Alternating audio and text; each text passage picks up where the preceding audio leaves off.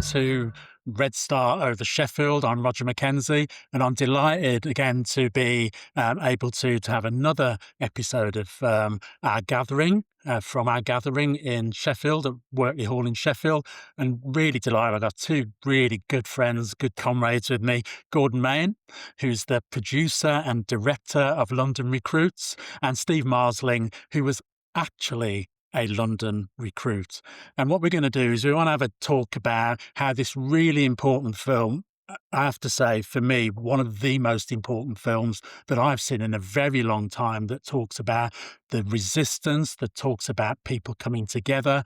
We want to have a talk about how this contributes to the reason why we're in Sheffield at the moment, which is to talk about cultures in resistance and why this is so important to all of our movement and to activists everywhere. And so can't thank you both for being able to spend a bit of time with us. It's an honour. The honour is all ours. And Steve, thanks for coming along, mate. Thanks for inviting me. No worries at all. Can I maybe start with you, Gordon? There's probably somebody somewhere in some dark place in the world who's never seen this film, this really important film. Maybe you could tell us a little bit about what the London Recruits film actually is about. Thanks, Roger. Well, I mean, I think lots of people haven't seen the film actually, and that's one of the big challenges with making an independent film is finding an audience, especially if it's got the word documentary in it. It's hard work. So if anyone's watching this and they haven't seen the film, do just get in touch, because we're doing something called a people's release, which means it's people powered. If you get in touch, we'll do our level best to make sure that the film's screened with you, and we'll recruits like Steve are very active in trying to be there for Q&As afterwards, so people can actually get that sense of who these people were and what they did. The film, what's it about? Well, to me, it's about a handful of things really, but it's on and one's a kind of more challenging side of human nature, and the other is a wonderful side of human nature. So the more challenging one first is the film is essentially about the dangers of othering. The certain groups of people can decide that other groups of people are subhuman and not worth the same rights, ultimately not even worth the right to life in the same way.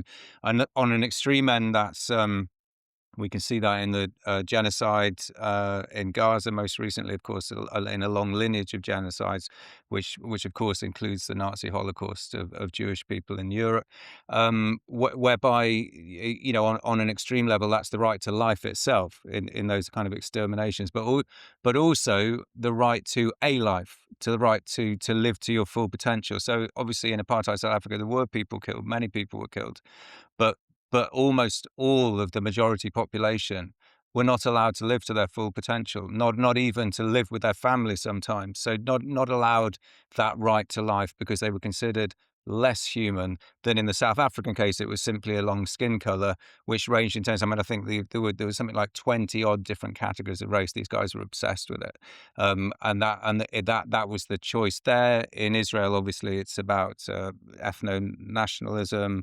and in other places it can be, in history, about Catholicism, Protestant. But it's in all of us. That's the challenge, that we can other people and decide they're less human than us, and so they're not worthy of the same access to life and to rights and to joy and to love and all of those things. So the film is about that, which is a challenging thing, but it's also about how we can bridge those things and internationally come together across all kinds of divides to work together. So it's a great story, because it's basically about Oliver Tambo, who's the under-celebrated genius of the fight against apartheid. Everyone gives the credit to Nelson Mandela, who of course was an amazing man, but he was in prison for most of the time during the struggle, obviously from the Rivonia trial onwards.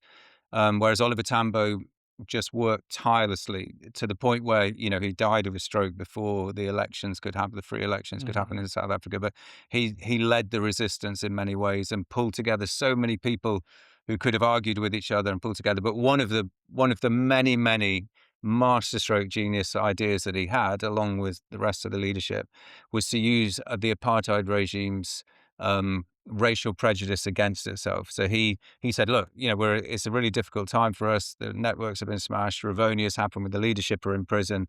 Why don't it's too risky for me to send my guys back in at the moment. They're going to be picked up. They don't know where the safe houses are.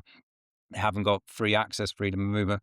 Why don't we get white comrades from London to pretend that they're supporters of South Africa, to go in as business people, tourists, honeymooning couples, all kinds of things, and run our missions for us, but disguise themselves as though they were ANC cells that they don't. There's a certain mischief to it as well, just to make the regime believe that they haven't got us all. They haven't, while we rebuild outside. But, a strategic genius. And of course, it may not have worked. So there may have been people, because it's not, these weren't, these were actual risks. The people were risking life and liberty to go and do this. So it was quite a big ask, but it was a great idea and a great plan. And the film is really around that, answering that call to a black-led liberation struggle thousands of miles away, and how international solidarity, that sense that nobody is free until we're all free, that if there's suffering anywhere, there's suffering here for me too. And that's the upside of it. And I think, to me, it's a film that is as relevant today as it ever was, because we're looking at a need for international solidarity like there's never been, I think, right now, absolutely, around the world. And this sense that these issues that they use to divide us, we have to step through those divisions. It's not about black versus white. It's not about this and that. We have to step through these opposites and realize that those are tools being used against us, and unite and come together and make a difference in the world. One of the things, of course, is that we all have choices that we can make about whether to get involved or not. Before I maybe ask you, Steve, to say a little bit about what you actually did, can I ask you how you came to that decision, really, to actually do something? Because so many of us would take the easy way out. You knew the risks. I mean, how did you come to that decision? Um, I think it was, I went to school in Brixton, secondary modern in Brixton, from the Elephant and Castle, but I went over there and, it was one of the first multiracial schools. Um, and I heard about apartheid, and, this regime was telling you who you could fall in love with. I'm a 16-year-old. I thought, you can't do that. You can't tell people what they. And they actually said racism was legal and anti-racism was illegal. So I thought that's not right. So I followed and I started going and walking with the anti-apartheid movement. Um, and also I became politically involved with my union, trying to get a trade union young workers conference going, which we succeeded. And so I became political, and I joined the Young Communist League. And, we went on the marches against the rugby tours and things like that later. But at that time, we were involved in the Vietnam War, the anti-Vietnam War marches, and we were involved in some of the anti-apartheid demonstrations.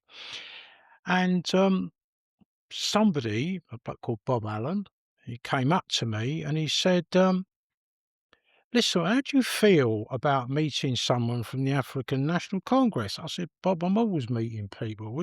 He said, "No, this is going to be a bit different. I want you to bring someone with you." I said, "Well, I've got a mate, Sean Osey." He said, "I know Sean, he'd be brilliant. So you've got to go to Soho." I said, "Well, that's no hardship. Um, and you're going to meet this bloke." We didn't know who he was. No idea.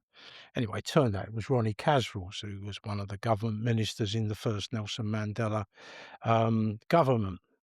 Well, we didn't know that at the time. He was a bit older than us.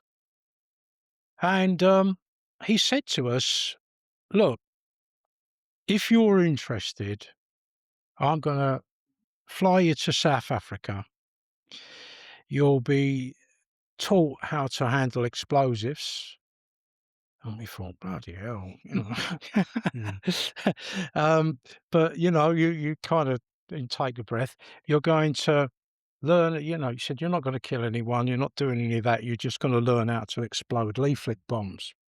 And these bombs you're gonna be putting into, the townships, the areas like railway stations, like bus stations where the black working class go before they're sent off to the townships." It's you know, a strike for freedom, for liberation. But and they were dead straight. They said, "Look, here you get caught, you're going to get tortured. You're going to get a lot of time in solitary confinement, and the minimum sentence you'll get is 5 years, no remission, and it'll be pretty grisly. You know, it's a bit." It's not Wandsworth or Parkhurst or something like that. It's a lot worse, you know. But you go away and have a think about it. So me and Sean did. We thought about it, and well, only for a few minutes, really. We talked, and I just said, "Look, how often do you get the opportunity to do something that's really important, Sean?" And he said, "You're right." I said, "We ought to say we'll do it because I'd feel worse if I said no. And also, there's the honour. Now, somebody has asked you to do something to help a struggle that you believed in, a cause you believed in, and someone is trusting you. I was 20 years of age, and they were going to put me on a plane flying halfway around the world. You know, It's your first plane journey, isn't it? my first plane journey. I'd been to a few Millwall away games at Brighton and Southend, and that That's was dangerous. it. That was it. That was worse. No, not against Brighton and Southend. West Ham, mate. That's not. No, but seriously, it was something. We're talking 1971 here. Yeah, Working class people didn't go abroad, yeah. and you were given this opportunity not only to go abroad halfway around, but you were going to do something positive in the struggle that you believed in. So we said you're on. So then we get trained in surveillance, and electronics and stuff like that, learn how to make these things. It took us ages because we're absolutely useless at DIY, both me and Sean. I mean, we just left over right over left. Does that go there? Does that? Eventually, Ronnie was very patient, and he finally decided that we were good enough.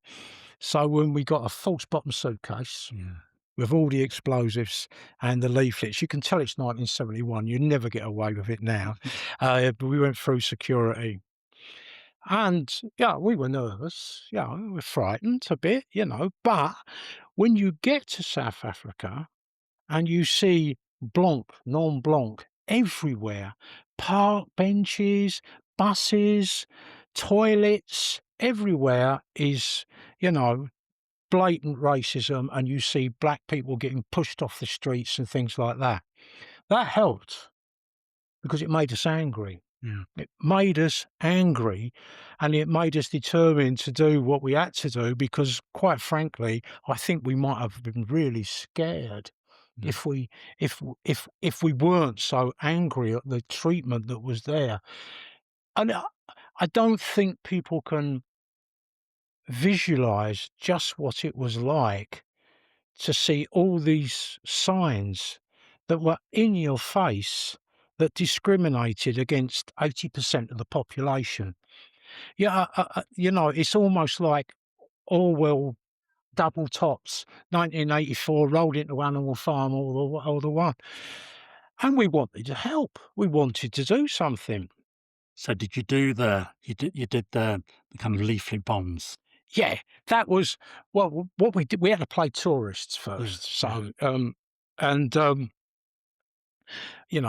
do the tabletop mounting and stuff like that. And we had met, I had met the hotel receptionist. She was a very attractive young lady, and we started talking, and we started going out. Yeah, I know. It's going to be a love story now. It's nothing to do with racism. It's pure, getting the violins out. Anyway. To cut a long story short, Sean, she had a friend, and we went to a restaurant, and a policeman came in under girls' throats. I was thinking, what's going on here? Anyway, he left. And we said to him, what's the matter? This is all in the film, by the way. But I was going to come to that because one of the things that I was most impressed about with the film was the way you captured that. And just reading.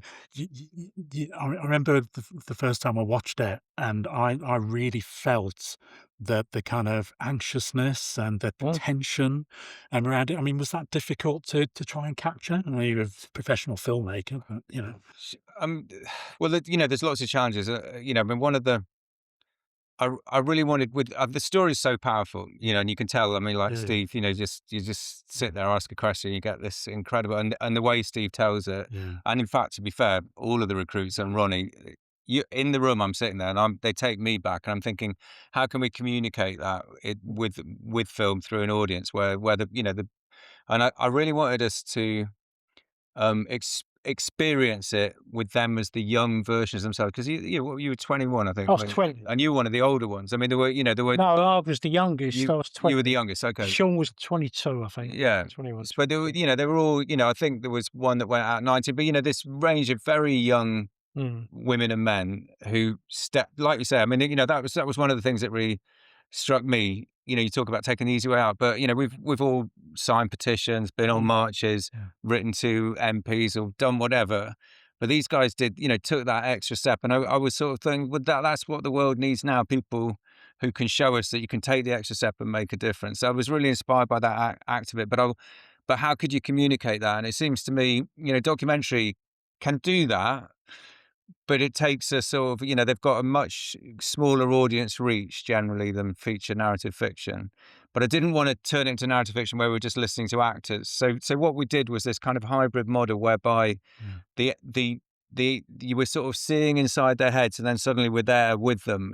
So when you're in the hotel bedroom and the door knocks, you're with them and you're thinking, bloody hell, who's that? You know, and you're trying to make them be there with them. And that the scene you're talking about at the restaurant. I think that was a very successful, and it's a credit to your direction that the audience, when they've spoken to us, have actually said, and one of them in particular did say to me, you know, when you were inside that restaurant, you know, and you found out that the two girls shouldn't have been there because they were classed as Cape coloured. I mean, I think that's a very powerful thing, because you looking at these girls, you wouldn't know that they weren't qualified as white. What a nonsense. So, and that tension, and then we realise, Christ, that was close, you know, and there are lots of, I mean, in the whole film, there's lots of story. And the thing about the documentary, don't want to give too many of the stories away, because I want people to watch them. Yes, we do. You know, we do. We're next in Huntingdon in about 2 weeks' time. we'll get that. I mean, where some of this stuff that you've both been talking about kind of leads me to start thinking about is how this kind of contributes. You know, film like this. And you made that decision to make it kind of more hybrid, and I think that for my watching of the documentary or film, I think that was it seemed a really successful thing to do. But I'm thinking in terms of where we are here today. We're in Wortley Hall, South Yorkshire, and we're at this brilliant gathering, and I deliberately call it a gathering. It's not a conference, it's not a seminar. It's a gathering of people who are interested in moving things on, really. And it's called Cultures in Resistance. And I'm thinking, well, how does a film like this, and maybe start with you, Gordon, how does a film like this kind of help us to build these cultures of resistance? Well, I think, I mean, it's a real honour to have been invited to play here, because I mean, there's this incredible Indonesian arts group, as you'll know. I mean, just mind blowing stuff. You know, and then these great stories of all these people working in exactly this field. For me, if you know, the film, if it works at all, it is speaking to a turning up at the level that we need to be involved in. As, you know, as Howard Zinn said, you know, the world's not suffering from too much obedience. You know, we need more disobedience. We need more. We need more people to act more audaciously and to question things. And I think it's funny that it's coming out now, because I think there are some really amazing examples here in the UK. I'm thinking about the Filton 24, the Brighton Autumn 5. These people who've taken, like you guys did, direct action, where they are right up against that boundary of what is legal and what is it, and asking those questions. Because obviously, like Steve's visceral reaction, you know, racism is wrong, genocide is wrong. But the really incredible thing for these people, Filter 24 and the Brighton Autumn 5 and others who you know, who've been supporting Palestine Action's stance, is that it's really, really at the cutting edge of what freedom means in this country, that they're taking that kind of level of direct action, because we've got a situation where the government is trying to roll back juries, but juries acquit people when it's obvious they're right, which is basically what happened with the Filton 24, and now they're going to retrial. I don't know when this is coming out, but they're going to retrial now, and you've got this situation where they have literally been. I mean, the way they've been treated is appalling. They've been held on remand as though they're guilty when they should have been released on bail, and they are the heroes of now. In a way, they're doing what the London recruits did.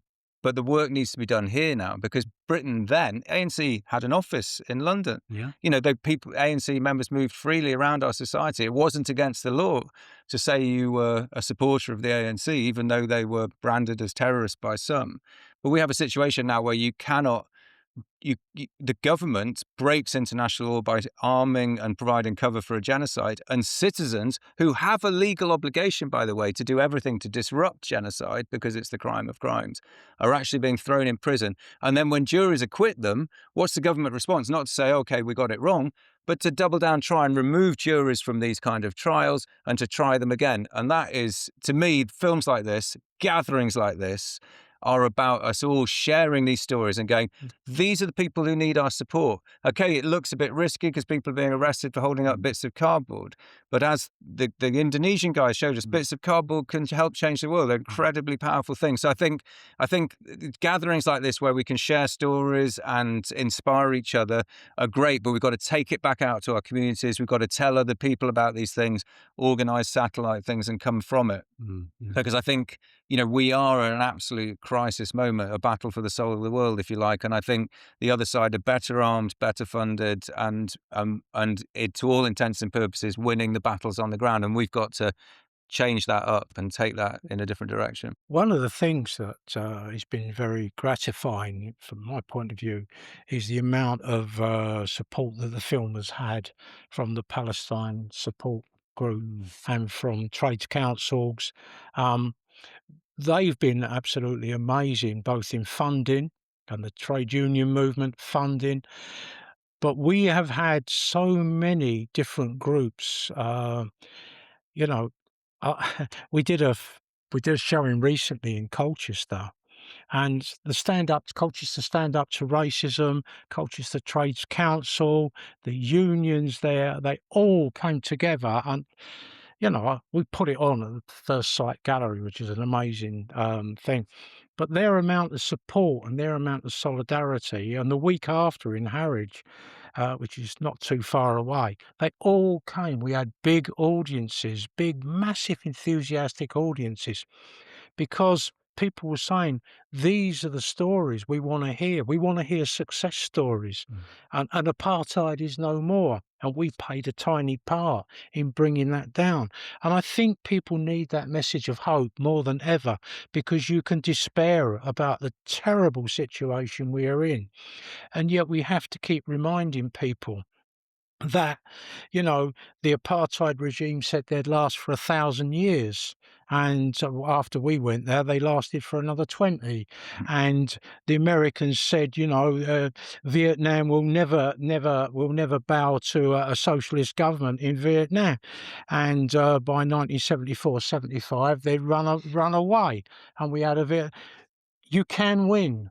Yeah, it takes time, but it can win. You can win, and it seems to me that message is a good place to end. Do you want to come back? Just this one tiny little thing I wanted to say, which is on message about this conference, is this the real reminder that art is at the heart of these things. It's quite literally a way of changing things. Because if you like, what the London Recruits did was a bit of street theatre. These leaflets. It was written word and this kind of shocking thing that interrupted normal street life. Didn't hurt anyone. It wasn't about that. And here we're just seeing how art is so powerful, and art has to be at the core of this, because it's a way of communicating the message that's the absolute opposite of a missile or a bullet or a thing. And yet it can be so much more powerful because it gets passed on. I mean, one of the things, again on that, 'cause I think that's absolutely right. But I remember from the film and some of the discussions at the time around all of this was the importance of reminding the people in South Africa that the ANC was still around, and it's giving people that hope. And that's why I think what you said, Steve, is so important, because it is so easy with where we are in the world at the moment. I mean, the world's on fire, right? Sudan, South Sudan, Congo, Ukraine, Gaza, Iran, I mean, it's on fire, and it's really easy for us to start thinking there's no way out of this. What can we do? It's too big for us. But we've always been given those messages, haven't we, about how it's too difficult, and maybe all you need to do is trust all these really important people, and they'll deliver change for us. When actually the real message, I think, of working class history is that no one's ever given us anything. We've always had to stand up, fight, and win things for ourselves, and we only ever do that in solidarity, collectively coming together despite what people tell us is possible, and winning for ourselves. And for me, that's a really important part of the message, and why I think the film is so important. So I want to thank you for producing and directing the film, but you for what you did as well, Steve, and actually going against all what might have been your first instincts, and actually going there and really helping the cause in South Africa, and I think that's a wonderful thing.